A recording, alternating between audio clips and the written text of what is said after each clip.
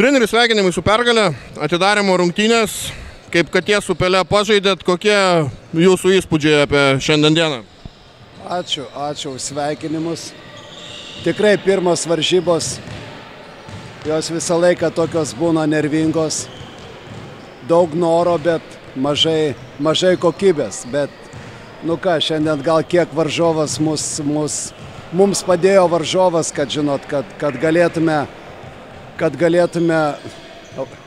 važiuoti su pergalė. Kiek iš po praeitų metų finalinio ketvirto slėgė tas atvažiavimas į salę po to pusfinalio, kur turbūt norėtumėt greičiau pamiršti ir nusiėmėt čia ant tą prakeiksmą? Ačiū labai jums už tą gerą žinią.